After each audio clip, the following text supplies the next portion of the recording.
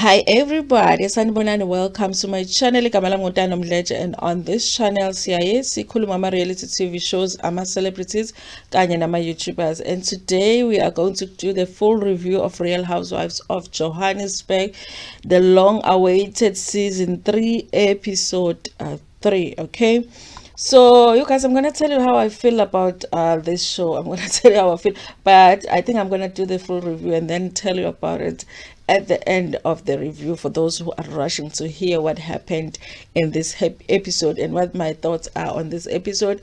Please, you guys, if it's your first time joining me today and you think this is your home, you like the type of content we do on this channel, do not forget to press the subscribe button and a notification bell.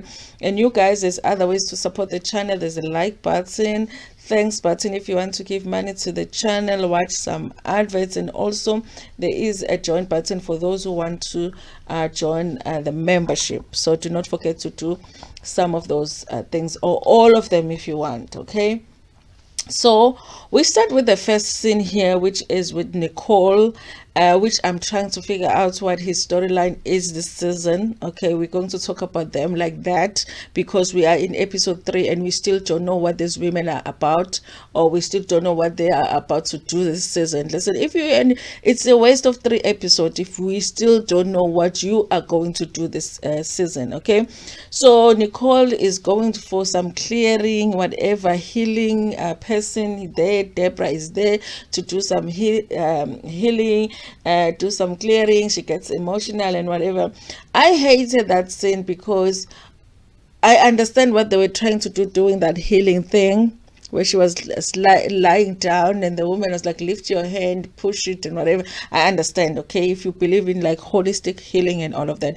But I feel like since they're doing the show, it's always nice to actually get to hear what the person is dealing with, instead of just seeing somebody break into tears and crying about a situation. We want to know, what are you crying about? That's what the show is about. As season is angoma, we don't know what's on your mind. So if you end up crying during a session, but we don't really know why you're crying and what you're going through, it really doesn't work for us, the viewers, because then we don't know what's happening. So I felt like that when it came to that scene. And of course, what was irritating about the scene was Leon showing up, because Leon is showing up with every scene, you know, whether it's necessary for him to be there or not necessary for him to be there. I don't know who thought Leon might have been a good idea for the show if he was appearing here and there. And also he has that element where he speaks fluent, is Zulu, Kamnandi. It's nice to hear him do that. But I don't think that he should have been showing up on every scene. So it's a little bit irritating. So he does show up for that healing as well. We find out that Leon does have some issues, childhood traumas, and some issues with his biological father. He also doesn't give the details there. And then later on they have a conversation which everybody is having. I'm tired of this conversation because they end up having a conversation about Leon's behavior, you know, how Leon behaved at Nafisa's party when he put a cake on Nafisa's face. He was asking if Nicole thinks he's entitled, but when Nicole is trying to give him advice, he starts saying that Nicole is talking too much. He wants Nicole as a friend, but Nicole must not say a lot. So she must just look cute, you know, next to him, because she doesn't want a friend that talks too much, which I didn't understand, you guys. So here's the thing about that scene. I think we could have got so much more from that scene had they spoken about the issues that they were emotional about, you know, during the healing session. But they didn't, because I thought once Deborah left, the healer person left, then they're going to sit down and talk about real issues. Instead of them doing that, they talk about Leon's behavior, which many conversations have been had about that issue. So I didn't feel like we needed yet another conversation about Leon's behavior, but yes, we did. Okay, so Lithabo, you guys, I know that I've seen people saying that Lithabo is carrying the show on her back. I'm like, that is a very relaxed back for somebody that is carrying the show, because I don't feel it. How is she carrying the show when she herself doesn't have a storyline? What is Lithabo's storyline? Because on this scene, she shows up with her lips, of course, you know, like lip gloss all shiny, because we need to see the lips, because last week she did the lips. And then she's walking out of this building on the phone, okay, and then she turns around so that we can see her butt, and then turns around again so that we can see her stomach, because she did the lipo. And she's on the phone to Dr. Nadia, talking about she wants Dr. Nadia to see her lips, so she was doing a video call. And then she says that she's going to do this event with Dr. Nadia. That's when I was like, oh, now I understand. Okay, now I get it.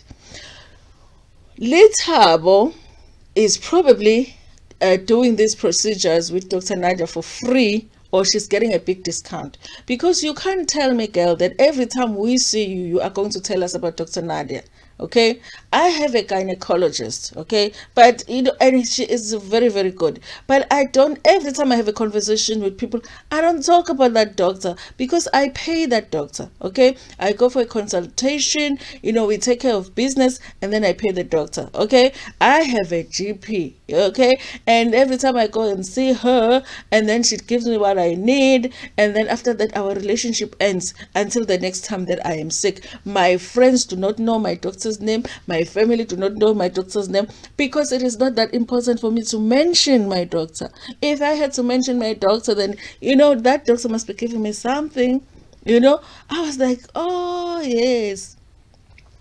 Litaba is doing the influencer thing. You know, a lot of the influencers will be doing plastic surgery and, you know, cosmetic surgery basically, and we will be thinking that they're paying for it, but some of them are not paying for it, and some of them are paying half price for it, because they're getting the deal is you will mention me, or you will advertise my services to your followers. I feel like Uletabo, yes, she has a deal with Dr. Nadia, because I don't understand why we're hearing so much about Dr. Nadia. Girl, you did your lips, you did your tummy, you did your butt, we can see it. Can we just have a storyline now? So what's happening with your life besides your body, you know? So I'm starting to feel like that. So I was like, when people were saying Letabo is carrying the show on her back, I was like, okay, it's okay, she can carry it, because it's not a lot to carry, you know, because she's not doing much herself. Okay, so we had that was a scene, you guys. I know those who did not watch it so will not believe it. That was a scene. Letabo walking out of the building on a phone with Dr. Nadia, telling her, please look at how my lips are looking, can we do the event where the ladies come and they all do a lip injection? That was it, you guys. That was it. Okay, and I'm like, what a waste of a scene. Okay, but here we got to see her butt, you know, which a lot of people are saying it looks good. I still feel like it looks unnatural, but she's happy with it. So okay, if she's happy with the butt, we are happy with her. Okay, so then we get another weird scene. Okay, but at least Kia is trying to give us something. Okay, but I do feel like she's holding back a little bit too. Okay, she was sitting down with her uncle, because her uncle is close to her and her ex. That was my understanding. It's not like they say, because on this show they don't give you the information. You have to be a detective when you watch Real Housewives of Johannesburg, because some information is just not given to you. Like, you have to figure out from what they're saying what really is the story behind what they're saying. So I figured out, being the detective of the reality shows, I figured out that the uncle is close to both of them, because he was talking about the fact that he loves both of them. And I was like, both? Who is both? It's Kia and who? And I was like, oh, okay, he means Kia and the ex-husband. And I was like, oh, okay. And then Kia was crying at some point, because of course she's dealing with all of this, but she's not specific to say, listen, if I'm getting out of the relationship, I'm having conversation with somebody, I'll be like, what hurts me about the situation is that I've been in this relationship for a very long time, you know. I don't know how to move on with my life. I have to get a new place to live, I have to get a nanny now, and also my finances are a mess, because we shared our finances. I'll be specific if I'm speaking to somebody that is close. So she is not specific like that. Okay, it was a frustrating episode to watch, you guys, but I do get that what she's trying to do. She is trying to share, you know, what's going on with her. She is trying to share what's going on with her and that relationship. But I feel like people that are there directing the scene are not getting it out of her. Because if you feel like a cast member is not specific in what they're talking about, you have to say, cut, listen, Kia, we're not really getting what we're talking about. Can you be more specific as to what you are referring to? And also, if you're going to cry, it will be a good idea for the viewers to actually understand why you're crying, you know. So can you just cut, okay, tell the story again and then cry? At least when you cry, people must understand why you're crying. You know, they're not doing that. They're just letting her cry, and we're like, okay, I guess we'll figure it out in episode 4 why she was crying in this episode. Okay, I know I sound ridiculous when I review the show, but it was like that, you guys. So then Uli Thabo had made a decision that she was going to plan an event. She said it's a triple B's, beggars, bubbles, and Botox. I understand bubbles as in champagne, Botox, you know, lip injections. And then she kept saying beggars, and I was trying to figure out what she's trying to say. But she was the way I understood it is that in the event, everybody was going to come. There was going to be Dr. Nadia there with the injections. You know, they've done those scenes on Real Housewives, the American shows, and the injections would be there. Everybody gets the injections at that event. We thought that's the kind of event she was going to have, but it was different. But we will find out at the end how different it was. Okay, so she was meeting with the chef, and I was like, why do you need to meet with the chef? Because, you know, you just need to have snacks there. The purpose of the party is the, you know, the Botox. But she was meeting with the chef because she wanted them to have food there, and I'm like, bazodla kanjani with the swollen lips? But she had the strategy because they were supposed to eat first and then do the Botox. Okay, I was like, because afterwards I'm guessing, you know, your lips are numb, you can't even properly taste the food. But okay, that was it. There was another scene. She was just meeting with the chef, and then while she's meeting with the chef, Leon shows up. You know, at this point, I think we just need to start calling Leon the show upper. You know, because he shows up. You know, every scene that they're trying to shoot, Leon shows up. Okay.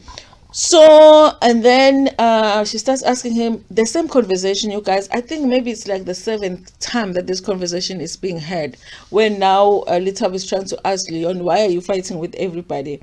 Okay, she said she wasn't going to invite Leon to her event, but I guess the producers were insisting that she does. So she's trying to figure out if Leon is going to cause drama at the event, because she does not want to invite him. But if he promises that, you know, he's going to apologize to Mamos before the event, then he can come to the event, which I think he agrees, because later on they do meet, you guys. So then yes, you guys, and then I think Ulebu, I'm not sure if it's Lebo or Mamos who had organized, like, for them to go to the Lion Park. With, it was Mamos, it was Lebo, it was Success. Success is Mamos's husband, and who else was there? Was Nicole there? No, it was Kia was there. yes, you guys. So they go to Lions Park. They didn't see any. I'm like, I know I'm gonna see some lions here. I never saw any lions. I'm like, okay. But they did. Was it a giraffe? I think at the end there was just one giraffe. Okay, they were just sitting there in the car gossiping. Okay, they were gossiping about Nafisa's event. Okay. Apparently, only Afisa, when she speaks, she switches between accents, because, of course, she's trying to sound like she has lived in Dubai, you know, and and also her real name is Pindile, so they're like confused as to how Pindile ended up being Nafisa, and then with the accent change. Okay, they were just like basically just gossiping, you know, and then I think Unafisa is Pindile, but is married to a Muslim man. So when she got married, she got converted, and when she got converted, then she was given a new name, which is Nafisa. I don't know if when you are given a new name, you are also given a new accent, because there is that issue that the ladies are having. Why do you have, you know? And yes, you guys. So it was just a gossipy session there. They didn't even see a lot of animals there as such, you know, and they did not have a guide to. If they did have a guide, maybe the guide was like, these women are busy gossiping here. Why would I be doing my job? Let me just sit here in the car. But I did not see any guide, okay? So, anyway, you guys, later on you see Tobegile with Ulion. They're going to find company to for bowling, okay? And and then they start having a conversation because apparently at Nafisa's event, Tobegile had said to Leon that unesilwane, you know, and Leon, that's why he took offense, because we did not see her say that at that during that episode. They should have showed us that if they're going to talk about it now, but they didn't. So Tobegile is trying to explain, when I say unesilwane, angisho ukuthi unamademon, because that's what Leon was saying. I thought uthi nginamademon, and she said no, that's not it. It just means that you have something that influences your behavior now and then. You know, you behave a certain way which is not you, and during those moments something is influencing you, and you have to do certain I don't know if it's a ritual or whatever to get rid of that, and then you can fix your life, you know. And then Utobagile started telling us that professionally she is a sangoma. She's a professional sangoma. I don't know who was a different person in sangoma and professional sangoma, but she is a sangoma. Umntwana wedlozi, but she doesn't burp. It's the first time that I hear of a sangoma isingabhodli, and I'm like, baphakama kanjani abadala la. Hey guys, yazi sazalwa nabanye siyofa nabanye. Sometimes nokuphila isikhathi eside akukho right. Yazi ukuphila isikhathi eside akukho right ngoba uzalwa nabanye uphinde ubona abanye. First nje number one, I've said in my other video that before izangoma nje zazingabi clean, futhi izangoma zazingaba ama slay queen. Now we've seen them, we are seeing them, they are being slay queens now. Now asizabhodli izangoma. Imagine asibhodli izangoma. Atiana, she's a new generation sangoma, and then and then Ukia is like, hey, I don't think I believe that. So here is the thing, you guys, that they're talking about. So Leon starts telling them that, start talking about the fact that when they were in the car driving to Nafisa's party last week, in last week's episode, they had edibles there, okay? Which I assume edibles mean they had something that had Ntando in it, okay? So they had some edibles on their way, and that's the reason. I think he is trying to say that's the reason, you know, his behavior was the way that it was, and nobody was saying that at the event. So Leon is blaming the others, is blaming Kia, because in front of the camera, Kia didn't want to give them the edibles because she did not want them. She did not want the producers to know, or not the producers, because they would know, the crew would know what they had edibles, but she did not want it on camera, you know. So I felt like they was being shady a little bit, because they already knew how Leon behaves. So you give them that, it's gonna be worse, okay? So we're gonna start saying, yes, I knew, I had an instinct there were some edibles, because I told Leone ukuthi something was off ngalela langa lela. I'm like, Thobekile wadlala ngathi manje sangoma. Ngivele ngabona lento yobungoma besangoma esingabhodli ukuthi uhlanganisa izinto engahlangani nje. She just made it seem like she's the one that discovered that there was something behind the behavior of Leon. And I'm like, but you said the animal is behind the behavior of Leon. Now weed is behind the behavior of Leon. How is that? And then Ulkia is the guy that's bogus. Now I was like, that's not, because honestly, they told you about Ama edibles. It's not like you discovered it. Oh, upulile. Now she's acting like upulile. I'm like, okay, angaboni kahle ngomngoma bukaThobekile, guys, but I'm not saying that she's not isangoma. I'm still waiting to see. What happens and next, you guys. So fine. And yes, you guys. So then yeah, so here you guys at the uThobekile with the thing lokhuzana yama edibles that she did at Lithabo's event. It's me who's permanecing the event. At Fun Company, they had bowling. It was uThobekile and Nafisa and Leon. Okay, so they so uThobekile ended up having a conversation with Nafisa about, you know, her being well, she's not from Dubai, but she has lived in Dubai because her husband is from Dubai. And we all know what happens in Dubai with the news that came out recently about, izinto that happened in Dubai. So Utobegele had those questions at the event, okay? And now they had to resolve that because Utobegele ends up saying, no, it's not that I meant to offend you, but you already know those are the things that are being said about people going to Dubai. So I wanted to find out from you, is that what really happens at Dubai? And then the officer was like, no, not really. I am married to someone that is from there, okay?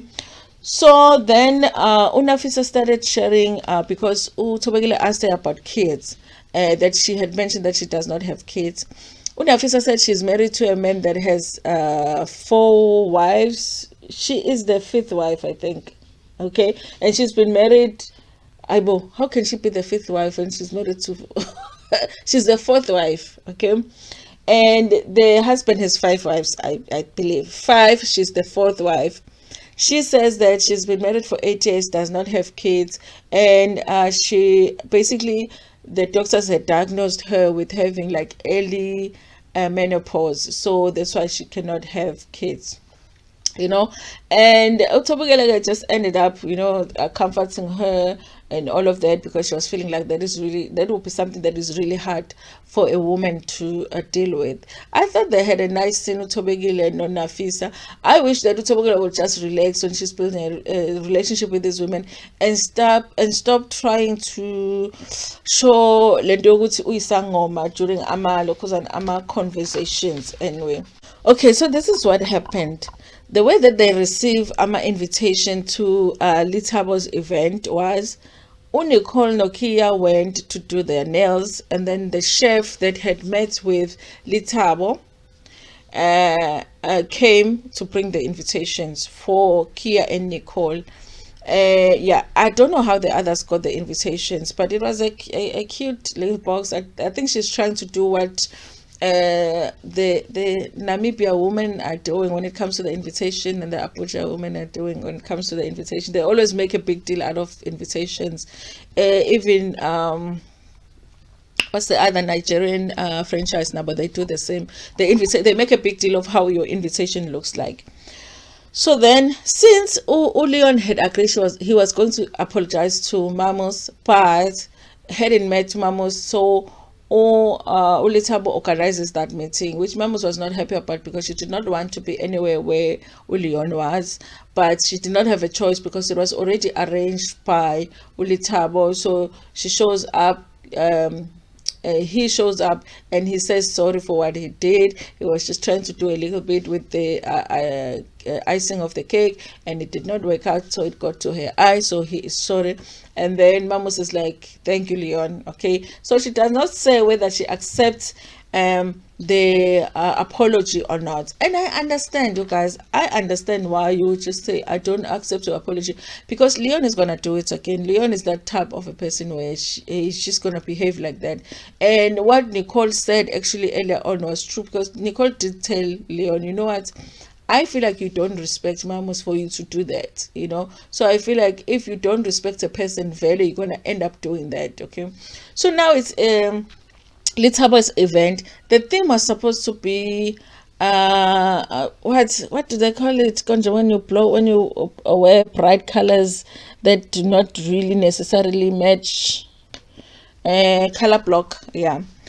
So then somewhere where at some point I thought the theme was pink, because those who arrived first were wearing pink, and then Tobugele arrived wearing orange, and then who else was wearing pink and then orange. Like it was a mix. Okay, so then they said it was color block. Okay, so anyway, this is where Ulion actually talked about the issue of the edibles. Okay, that when they were on their way to Nafisa's event, the others had brought, which was basically Ukia had brought the edibles, and that's why he behaved the way that he would behave. He's basically blaming the others for his behavior. Okay, I really felt like when they were showing us while they were in the car going to the event, I felt like Ukia didn't want the camera to see that she had the edibles, and it might have been shady on her part because she already knew how Leon behaves. So if you're going to give someone like that edibles, you know that they're going to be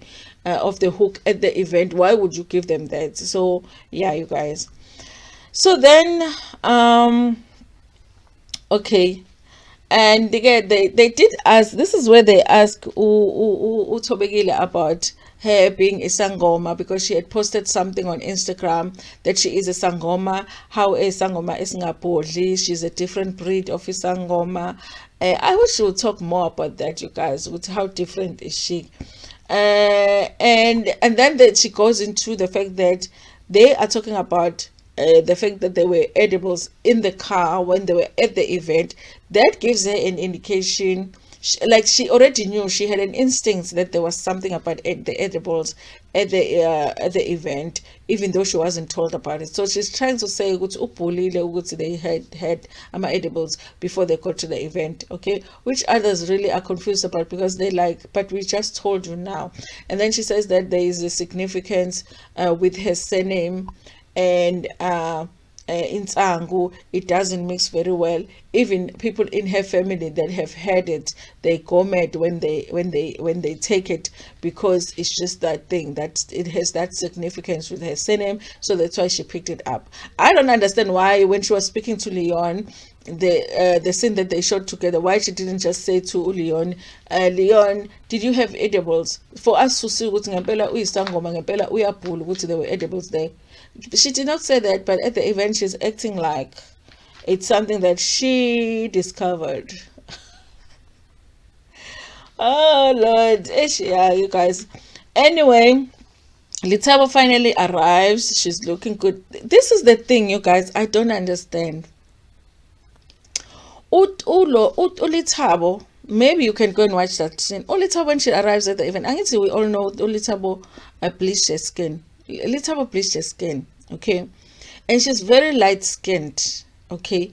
And at the event she arrives and she looks very dark skinned, and I was like, did she use tanning on her skin? I'm like, how would that even make sense for you to bleach your skin and then now use tanning now on your skin? Is it tanning? You know, the thing that white people use so that you can look a little bit dark. I'm like, how would that, the things that black women do? Like, God has given us the most perfect skin that you can ever have. The skin that deals with a lot. Our forefathers will go by and work in the fields for hours and hours and hours in the sun and not get burnt by the sun. That's how perfect our skin is. You go and you whiten your skin, and then you go and tan. Look, what the hell? Go look at her. She has a perfect dark skin in that scene. I'm like, what did she use in her skin, this woman, to look darker now? And why would you now want to look darker when you bleached your skin? There are things that people go through. But anyway, this is not about that. This is about Real Housewives. So, fine. Guys, I'm sorry to get out of the way. I have to make this, review a little bit entertaining, because the episode was a little bit boring, okay? So, this is what happened. So, remember, you guys, let's go back a little bit.